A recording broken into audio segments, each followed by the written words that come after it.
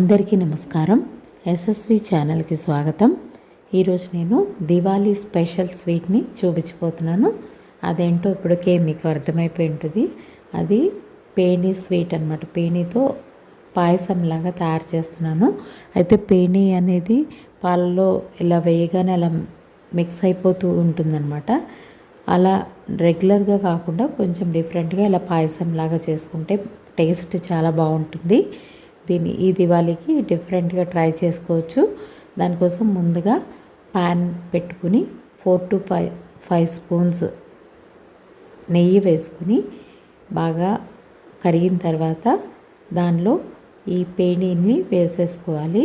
వేసుకుని లైట్గా మంటని సిమ్లో పెట్టుకుని ఫ్రై చేసుకోవాలి. అయితే నేను ముందుగా చిదిపి వేయలేదు పేనీని, ఎందుకంటే అది చాలా డెలికేట్గా సన్నగా ఉంటుంది కాబట్టి వెంటనే విరిగిపోతుంది. సో ఇలా మనం కదుపుతున్నప్పుడే అది బ్రేక్ అయిపోతుంది అనమాట. దాన్ని గోల్డెన్ బ్రౌన్ కలర్ వచ్చాక తీసేసి ఒక ప్లేట్లోకి తీసుకోవాలి. అదే ప్యాన్లో జీడిపప్పులు వేసి కొద్దిగా వేగిన తర్వాత కిస్మిస్లు కూడా వేసి వేయించుకోవాలి. తర్వాత చివరిగా గుమ్మడి గింజలు, పొద్దుతిరుగుడు పువ్వు గింజలు కూడా వేసానమాట. అయితే అంటే sunflower seeds and pumpkin seeds అవి ఇష్టం లేని వాళ్ళు అవాయిడ్ చేసుకోవచ్చు. బాదం పప్పు కూడా వేసుకోవచ్చు. నేనైతే ఇవి వేసానమాట. తర్వాత అవి వేయించి ఒక బౌల్లోకి తీసేసుకుని తర్వాత అదే పాన్లో ఒక 1/2 లీటర్ వరకు పాలను తీసుకొని మరిగించుకోవాలి. చూసారు కదా, ఇలా ఒక బాయిల్ వచ్చిన తర్వాత ఒక 1/2 కప్ పంచదార వేసి కరిగే వరకు ఇలా గరిటెతో తిప్పుతూ కరిగించుకోవాలి. ఆ తర్వాత జాజికాయ పొడిని నేను వేసాను కొద్దిగా ఫ్లేవర్ కోసం.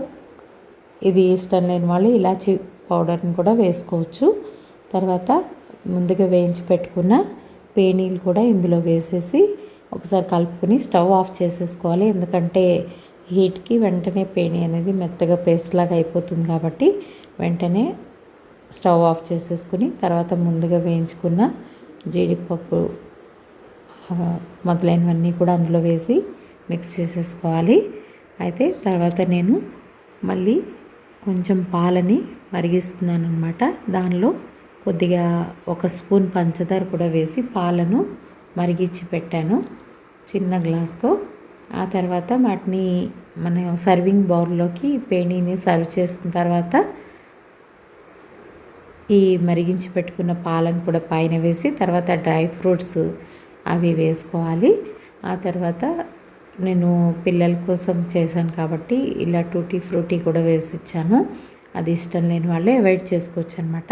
ఇలా చేసుకుంటే పేని స్వీట్ అనేది చాలా టేస్టీగా ఉంటుంది. నేనైతే మా పిల్లలకి చేసి ఇచ్చాను, వాళ్ళకి అది చాలా బాగా నచ్చిందనమాట. మీరు కూడా ఈ దివాళీకి ఈ స్వీట్ని ట్రై చేయండి. వీడియో నచ్చినట్టయితే తప్పకుండా ఒక లైక్ చేయండి. అలాగే కొత్తగా ఎవరైనా చూస్తున్నట్లయితే తప్పకుండా సబ్స్క్రైబ్ చేసుకొని బెల్ ఐకాన్ని ప్రెస్ చేయండి. Thank you for watching.